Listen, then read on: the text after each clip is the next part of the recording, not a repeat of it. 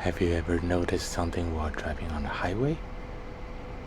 No matter which country you are in, certain stretches of road seems to have one thing in common.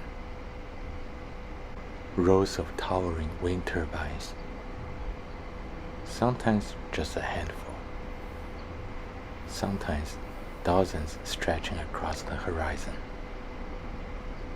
After a while, it starts to feel less like a coincidence and more like a pattern. So, why does this happen? Are highways intentionally routed through wind farms? Or do wind farm developers choose to build next to highways? At first glance, either explanation seems reasonable. After all, highways provide easy access, and wind turbines need roads for construction and maintenance. But the real answer turns out to be far more interesting, because neither came first. If you have driven through California, Spain, northern Germany, or even parts of Taiwan, you have probably noticed the same thing. Long stretches of highway with turbines standing in the distance, almost as if they were planned together. To understand why these two seemingly unrelated pieces of infrastructure appear together so often, we need to look at how engineers decide where highways should go, and how energy companies decide where wind turbines belong. Those decisions are made independently, yet surprisingly, they're often guided by many of the same conditions. When transportation planners design a new highway, their goal is not simply to connect two cities with the shortest line. They have to balance construction costs, environmental impacts, land acquisition, terrain, and long-term traffic demand. In many cases, that naturally leads highways through broad, open landscapes, places where there are fewer buildings to demolish, gentler terrain to build on, and enough space for future expansion. Now consider what wind farm developers are looking for. They need locations with consistent, reliable winds, large areas of open land, minimal obstacles like tall buildings or dense forests, and enough distance from densely populated neighborhoods. Coincidentally, those are often the exact same landscapes that highway engineers prefer. Not because highways create wind, and not because wind farms need highways, but because both are attracted to many of the same geographic conditions. That's why, if you have spent enough time driving on major highways, you may begin to notice a pattern.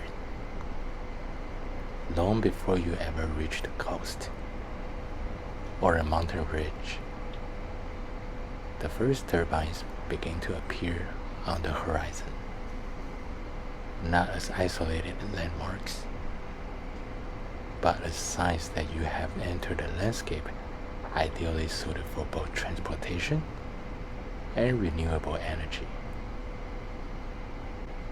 Eventually, the landscape begins to reveal exactly what we have been talking about.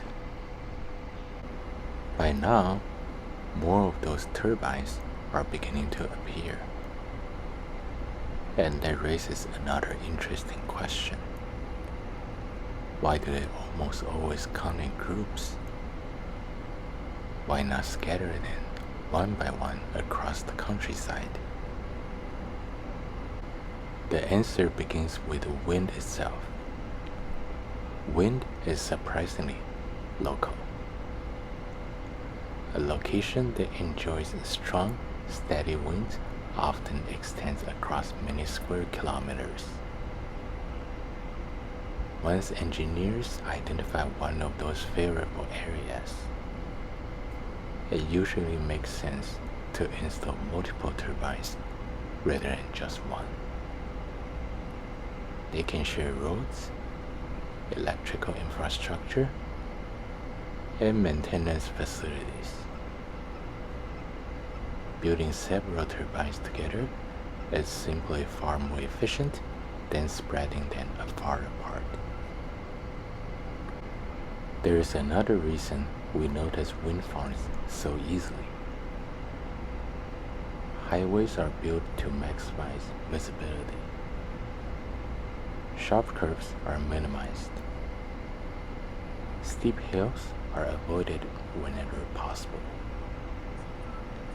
And long, open sidelines help drivers see further ahead. Wind turbines happen to be enormous structures.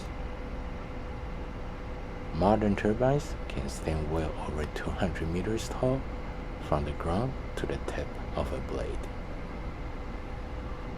Even when they are several kilometers away, they remain clearly visible above fields, trees, and rolling terrain. In many cases, the wind farm is not actually beside the highway at all. It simply looks that way because the turbines are tall enough to dominate the landscape.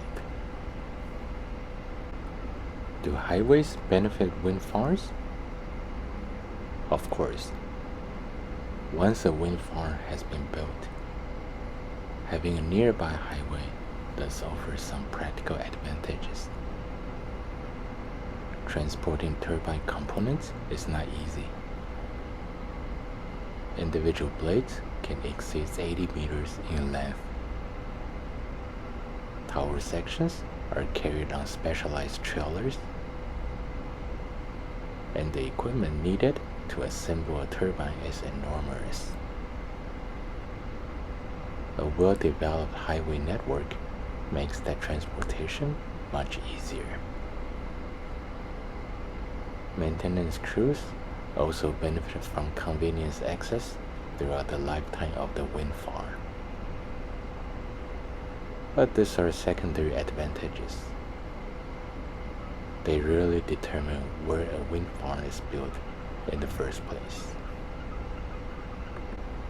That's why this pattern repeats itself across so many different countries. Whether you are driving through North America, Europe, or East Asia, the landscapes may look different. The climate may change. The road signs may change.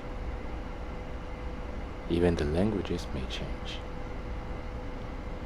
Yet the same combination often appears again and again. Wide open land, reliable winds, modern highways, and rows of turbines quietly turning in the distance. Different countries, the same engineering decisions. The next time you find yourself driving along the highway and notice wind turbines appearing on the horizon, it probably is not a coincidence. The highway was not built because of the turbines, and the turbines were not built because of the highway. Instead, both arrive at the same destination for remarkably similar reasons. Each was guided by the landscape. Each was shaped by practical engineering. And together, they create one of those quiet patterns that many of us see, without ever stopping to wonder why. Sometimes, The most interesting stories on a road trip are not found at the destination. They are hidden in the patterns we pass every day, without giving it a second thought. Have you noticed other examples of infrastructure that seem unrelated, yet often appear together?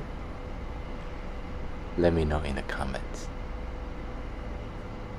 If you enjoyed this documentary-style POV driving journey, consider subscribing for more videos, exploring the hidden stories behind the roads we travel. Until next time, drive safe, and I'll see you on the road.